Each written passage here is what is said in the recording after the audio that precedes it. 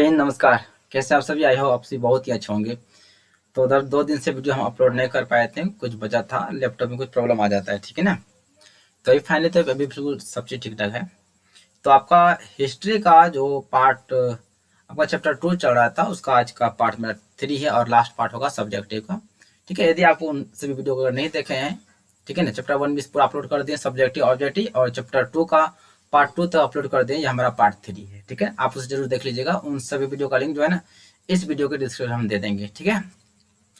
और वीडियो को like share subscribe जरूर कर लीजिएगा। चलिए क्लास को शुरू करते हैं, ठीक है, आगे बढ़ाते हैं। चलिए तो देखिए ध्यान से, कहाँ गया भाई? आपका ना क्वेश्चन नंबर हम 4 तक आपको बता दिए थे। चलिए आप चलेंगे 5 से किधर गया जी? चला गया। चलिए क्वेश्चन नंबर 5, और बहुत ही प्यारा सा सवाल है, अच्छा क्वेश्चन है। सवाल है क्या? मौर्यकालीन अर्थव्यवस्था पर प्रकाश डालिए। यानी कि मौर्य काल में अर्थव्यवस्था किस तरह का था, कैसा चल रहा था, उसका जो है ना कुछ विवरण हम लोग निवारण करने वाले हैं इस क्वेश्चन के माध्यम से, ठीक है। तो आंसर आपका है कि खुदाई से प्राप्त अभिलेखों तथा कौटिल्य के अर्थशास्त्र, यानी कौटिल्य ने क्या लिखा था? कौटिल्य ने अर्थशास्त्र लिखा था, ठीक है ना। अर्थशास्त्र तथा मेगास्थनीज के इन्डिका से मौर्यकालीन इतिहास की अर्थव्यवस्था की जानकारी मिलती है, जो इस प्रकार है। यानी मौर्यकालीन इतिहास की जानकारी जो है ना खुदाई से प्राप्त अवशेषों से, अभिलेखों से, कौटिल्य के अर्थशास्त्र जो पुस्तक है उससे, और मेगास्थनीज ने जो इंडिका पुस्तक लिखे है उन सभी से जो है ना हमें जानकारी मिलती है, ठीक है। पहला क्या आपका? पहला है कृषि, है ना। मौर्यकालीन कृषि व्यवस्था उत्तम कोटि की थी। चंद्रगुप्त मौर्य ने सुदर्शन झील का निर्माण कराया था। अशोक ने सिंचाई हेतु नहरें निकलवाई थी। कृषि के साथ साथ पशुपालन भी प्रचलित था। यानी कि मौर्यकालीन इतिहास के लोग जो है ना, यानी कि मौर्य काल के लोग, अगर बता दो कि मौर्य काल के जो संस्थापक थे वह चंद्रगुप्त मौर्य थे। उसका बेटा आपका हुआ था बिंदुसार, वह मौर्य वंश का दूसरा सम्राट था। उसका बेटा हुआ था, यानी बिंदुसार का बेटा कौन हुआ था? अशोक हुआ था, जो कि मौर्य काल का जो है ना, यानी कि मौर्यकालीन इतिहास का तीसरा सम्राट था वह, ठीक है। तो पहला क्या था? वह कृषि। कृषि जो है ना, मौर्य काल में कृषि व्यवस्था भी क्या था? अच्छा था। चलिए दूसरा आपका है व्यापार। तो देखिए मौर्य काल में जो है ना कृषि के साथ साथ पशुपालन भी हुआ करता था। उसके बाद व्यापार जो हुआ करता था वो भी अच्छा ही था। मौर्य काल में व्यापार आंतरिक एवं बाह्य दोनों प्रकार के होते थे। आंतरिक व्यापार सड़क एवं नदियों के द्वारा होता था, यानी समुद्र के माध्यम से होता था। और विदेशी व्यापार समुद्र के द्वारा होता था, यानी कि जो बाहर से जो सामान मंगाया जाता था वह जो है ना आपका क्या बोलते हैं, बंदरगाह के द्वारा, यानी कि बोले कि समुद्र के द्वारा बंदरगाह पर घाट पर उतारा जाता था। लेकिन नदियों पहले, अभी तो पुल वगैरह बन गया है ना, लेकिन पहले ऐसा नहीं था। पहले समुद्र के माध्यम से जो है ना विदेशी व्यापार किया जाता था। कहने मतलब हुआ बाहर से वस्तुएं मंगाई जाती थी अथवा यहाँ से भेजा जाता था। चलिए नंबर 3 है उद्योग। क्या भाई? उद्योग है। मौर्य काल में कपड़ा उद्योग प्रमुख उद्योग था। बंगाल का मलमल प्रसिद्ध था। कहाँ का मलमल प्रसिद्ध था? तो बंगाल का मलमल अति प्रसिद्ध था। विदेशी महिलाएं मलमल की दीवानी थी। इसके अलावा बढ़ई, चर्म उद्योग, धातु उद्योग आदि भी प्रमुख तरह के उद्योग वहां पे क्या थे? प्रचलित थे, यानी चलते थे। किसमें? तो मौर्य काल में चलते थे, मौर्य काल के इतिहास में। यानी कि मौर्य काल के समय में आपका लगभग सबसे अर्थव्यवस्था हुआ बहुत अच्छा चलता था। वहां के लोग बहुत अच्छा सुखी जीवन बिताते थे। चलिए क्वेश्चन आपका पॉइंट 4 है कि सिक्के इस समय आहत, यानी कि 5 मार्क के सिक्के चल रहे थे।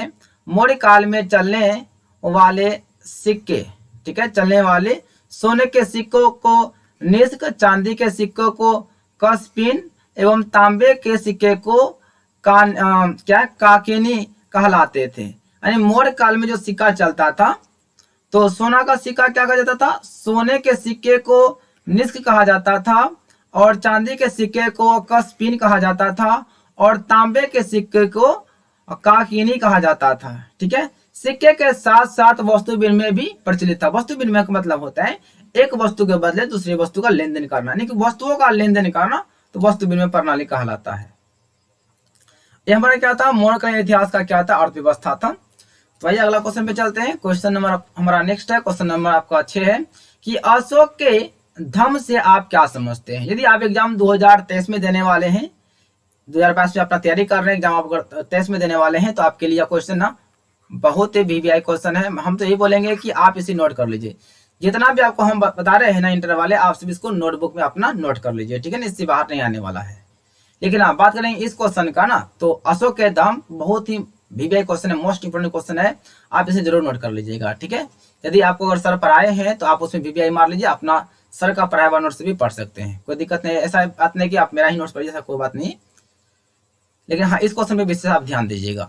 आंसर है अशोक का धम्म जो है ना आज विश्व प्रचलित है, विश्व में पूरा प्रचलित है अशोक का धम्म, धर्म नहीं धम्म। ठीक है ना, अशोक के दूसरे स्तंभ अभिलेख में धम्म क्या है, इस प्रश्न को बार बार दोहराते हैं और स्वयं और इसका उत्तर स्वयं अशोक देते हैं। अशोक कहते हैं धम्म क्या है, ठीक है, धम्म का महत्व क्या है, और खुद यह क्या करते हैं, इस प्रश्नों को जो है ना बार बार दोहराते हैं और उनका उत्तर खुद देते हैं। उपासीन बहुकथा ने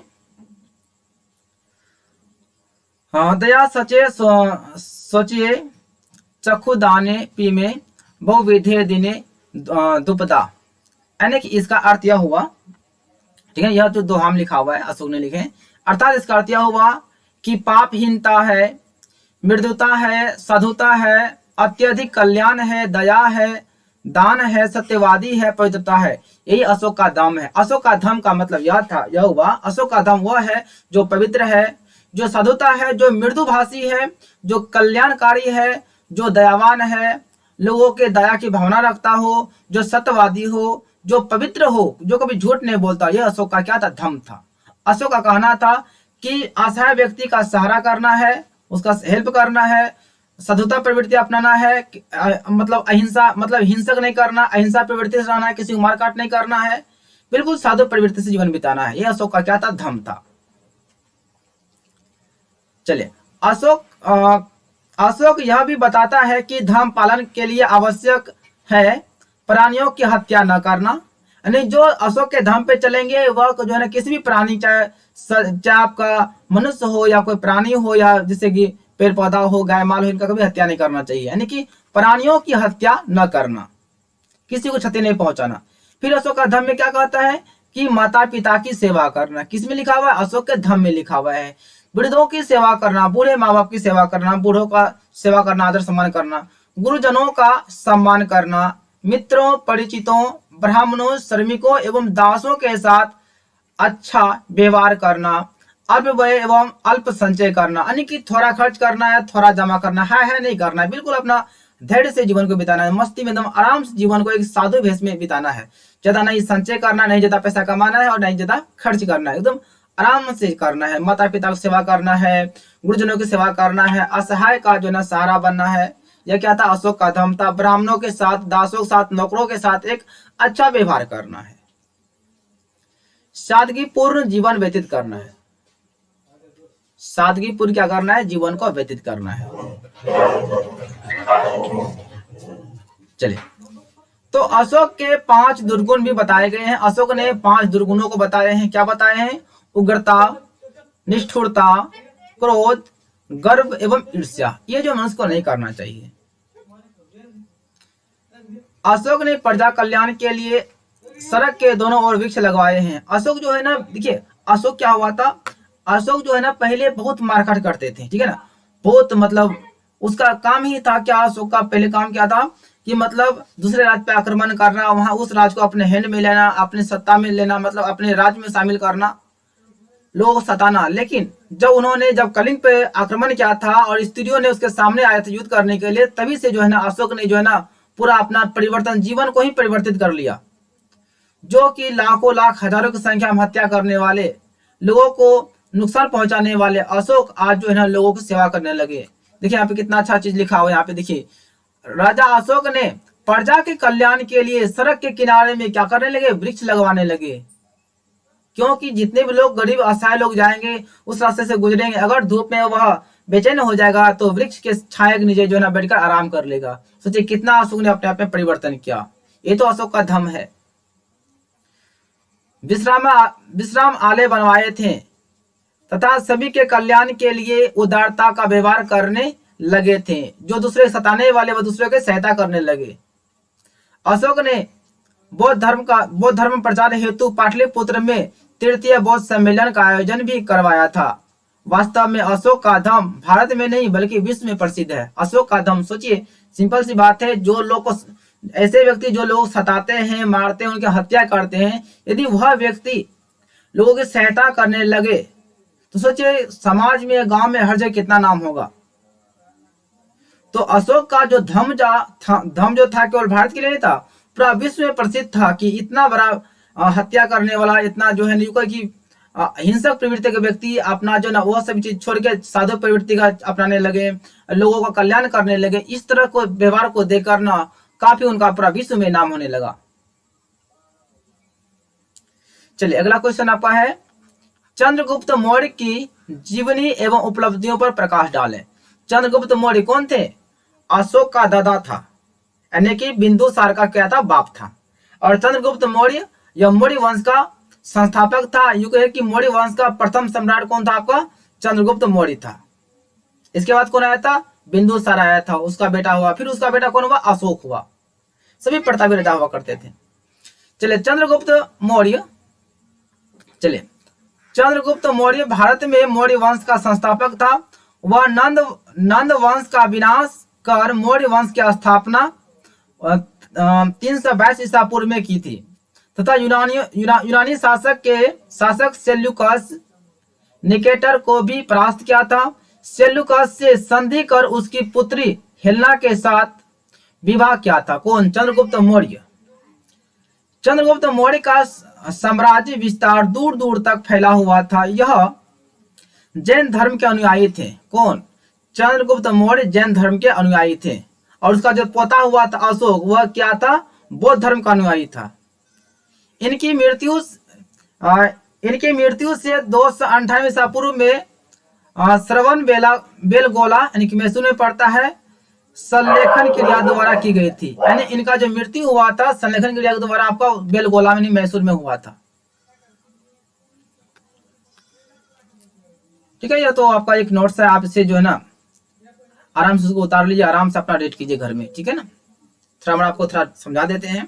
ठीक है ना, आप स्क्रीनशॉट लेकर इसको लिख सकते हैं क्योंकि बिल्कुल यह जो है ना मेरा अपना लैंग्वेज भाषा में है। ठीक है ना, चलिए कनिष्क प्रथम की जीवनी एवं उपलब्धियों पर प्रकाश डालें। कनिष्क कौन था?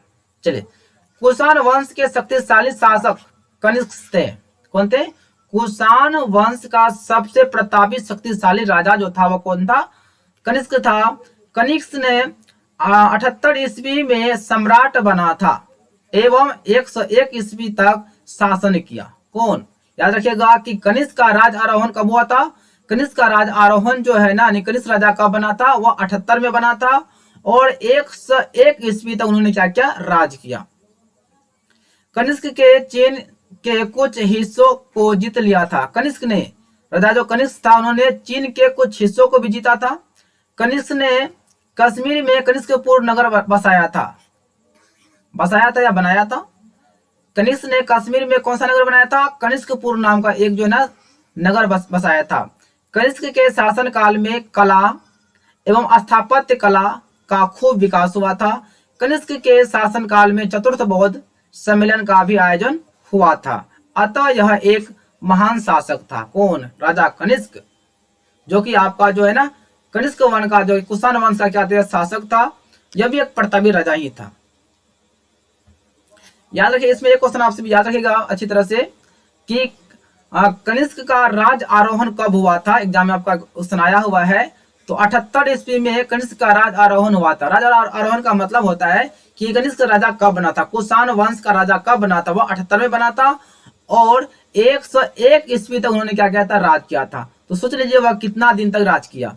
तो 101 में आप माइनस कर दीजिए 78। चलिए 8 3 11 और उसके बाद बचा कितना 9 9 7 9, यानी कि 23 वर्षों तक उन्होंने क्या किया था, राज किया था। 8 11 बच्चा 9 7 9, ठीक है 23 वर्ष।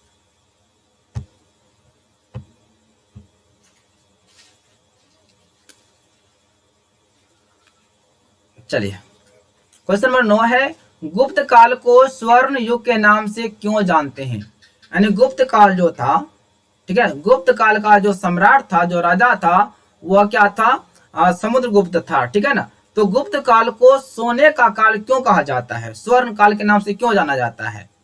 अथवा क्वेश्चन है कि गुप्त काल को स्वर्ण युग क्यों कहा जाता है, समीक्षा करें। देखिए स्वर्ण का मतलब होता है अच्छा होता है, सोने जैसा चमकता हुआ राज। तो अच्छा तभी होता है ना जब जब वहां का आपका शासन व्यवस्था सब अच्छा चले, वहां के प्रजा खुश रहे, तभी ना उसको बोलेंगे स्वर्ण काल कहेंगे। तो आपका आंसर है कि भारतीय परंपरा में गुप्त काल को स्वर्ण युग के नाम से जाना जाता है। किस काल को, याद रखिएगा कि गुप्त काल को, किस काल को, गुप्त काल को जो है ना, देखिए ध्यान से, गुप्त काल को स्वर्ण युग के काल के नाम से जाना जाता है। स्वर्ण युग मानव की श्रेष्ठतम स्थिति से संबंध है, यानी स्वर्ण युग जो है ना मानव से जुड़ा हुआ है, क्योंकि वहां के व्यक्ति सब मतलब अच्छी तरह से रहते थे, अच्छे से मतलब जीवन बिताते थे, मतलब कोई कष्ट नहीं हुआ करता था। गुप्त काल सोने की तरह आकर्षक था, चरित्रवान था, तेजस्वी था और श्रेष्ठतम रहा है। यानी कि गुप्त काल का मतलब, गुप्त काल को सोने काल इसलिए कहा जाता है कि वहां के व्यक्ति आकर्षक थे, वहां के जो शासन व्यवस्था था वो आकर्षक था, वहां के व्यक्ति चरित्रवान थे, मतलब अच्छे चरित्र वाले थे, और वहां के व्यक्ति तेजस्वी भी थे, और श्रेष्ठतम वह काल था, सबसे अच्छा काल था। कई विद्वानों ने गुप्त काल की तुलना यूनान के पेरेवलिज युग्म, रोम के अष्टकम, इटली के पुनर्जागरण काल एवं इंग्लैंड की क्या है एलिजाबेथ के शासनकाल की से तुलना की जाती है। यानी अलग अलग विद्वानों ने गुप्त काल का तुलना अलग अलग जो है ना मतलब शासन से, मतलब यूके के सम्राटों से क्या है। देखिए अच्छा चीज का तुलना न हर कोई करता है।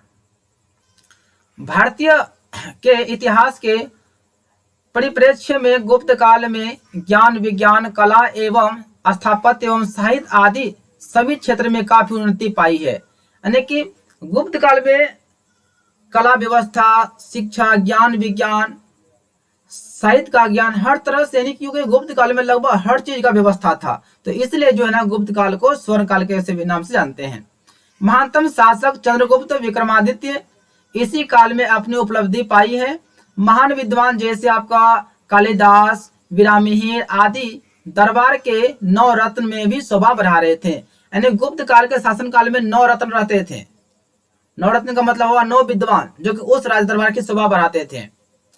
आर्थिक और सामाजिक स्थिति भी काफी अच्छी थी, इसलिए अतः कहा जाता है क्या, अतः गुप्त काल को समृद्ध होने के कारण, मतलब गुप्त काल में हर तरह से समृद्धि था, हर तरह से सुख सुविधा था, तो इन सभी सुख सुविधाओं ने समृद्धि होने के कारण से स्वर्ण युग के नाम से जाना जाता है। यानी कि गुप्त काल को समृद्धि होने के कारण से स्वर्ण युग के नाम से जाना जाता है। किसको, तो गुप्त काल को।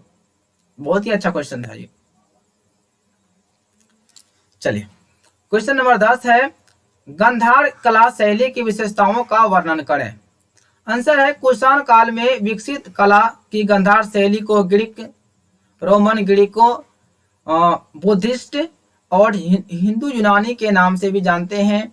इस कला शैली का मुख्य केंद्र आपका उत्तर भारत पश्चिमी सीमा क्षेत्र में स्थित गांधार क्षेत्र या इस शैली में की गई कई विशेषताएं इस प्रकार है। क्या क्या है विशेषता, पहला आपका है इस शैली की मूर्तियां बुद्ध के वेशभूषा में होते थे। फिर दूसरा में है इस शैली में अधिकांश बुद्ध के जीवन से लेकर अंत तक की रूपरेखा पर आधारित प्रशासन की मूर्तियां होती थी। यानी गांधार कला जो है ना आपका बुद्ध कला से संबंधित था। चलिए ये लास्ट क्वेश्चन हमारा है, क्वेश्चन नंबर 11, ठीक है ना। बस आपको जो ना वही क्वेश्चन बताने के प्रयास किए हैं जो आपका एग्जाम 2023 में आने वाला है। यदि आप 2022 में तैयारी कर रहे हैं और 23 में एग्जाम देने वाले इंटर का, तो आपके लिए क्वेश्चन बहुत ही बेस्ट होगा। यह नोट्स जो है ना बहुत ही कामगार होगा। आप चाहे तो दिए गए नंबर पर कॉल करके जो है ना आप इस PDF को भी प्राप्त कर सकते हैं, ठीक है। क्वेश्चन आपका 11 है कि चंद्रगुप्त द्वितीय विक्रमादित्य ने 9 रत्नों का उल्लेख करें। यानी कि चंद्रगुप्त मौर्य के जो शासन दरबार में क्या रहते थे? 9 रत्न रहते थे। अगर आपसे क्वेश्चन पूछेगा किस राजा के दरबार में 9 रत्न रहते थे, तो याद रखना है चंद्रगुप्त द्वितीय विक्रमादित्य के दरबार में 9 रत्न रहते थे। 9 रत्न का मतलब होता है 9 विद्वान होता है। ठीक है, आंसर आपका है कि गुप्त वंश के शक्तिशाली शासक चंद्रगुप्त विक्रमादित्य थे। वह समुद्रगुप्त का पुत्र था। वह कुबेर नागा से विवाह किया था। चंद्रगुप्त ने वाकाटकों की सहायता से कठियावाड़, ठीक है, कठियावाड़ के शासक का अंत कर दिया था। इनके दरबार में महान नवरत्न रहते थे। कौन कौन से नवरत्न है आपका? ये नवरत्न है, कौन कौन है? सकू है, क्या छपनक है, क्या घटकपर है, बेतल भट्ट है, बीरामिहिर है, वररुचि है, कालिदास है, अमर सिंह है, धनवंतरी है। ये सभी क्या है? नौवो जो है ना आपका जो है ना इस दरबार का क्या था? आपका 9 रत्न था। तो उम्मीद करते हैं कि आप सभी को आज का वीडियो अच्छा लगा होगा। तो आप सभी कमेंट में अपना राय जरूर बताइएगा कि वीडियो कैसा लगा। बस आपको इस वीडियो बनाने का मकसद यह है कि आप इसका खुद से नोट्स तैयार कर लें। ठीक है ना, थोड़ा कभी कभी क्या होता है कि टाइम नहीं रहने के कारण से जो है ना क्या होता है कि सही से आपके लिए हम वीडियो अपलोड नहीं कर पाते, क्योंकि देखिए ऑफलाइन भी देखना पड़ता है, ऑनलाइन भी देखना पड़ता है, इसलिए जो है ना उतना टाइम नहीं मिल पाता है। तो विशेष तौर पे जो है ना टाइम कम होने के कारण से हमें जो है ऑफलाइन में विशेष ध्यान देना पड़ता है। लेकिन जो है ना आप लोग के लिए भी हम बहुत सारा वीडियो बना रहे हैं, तो आप सभी नोट्स बनाते रहिएगा। जब आपका बचेगा 3 महीना तो आपका ना पूरा ऑब्जेक्टिव हम लाइव क्लास में लेके पढ़ाएंगे। ठीक है ना, तो बस आज के लिए इतना ही, मिलते हैं नेक्स्ट क्लास में। तब तक के लिए जय हिंद, वंदे मातरम, best of luck, take care. अपना ध्यान रखिए और मन से पढ़िए और पढ़ते रहिए।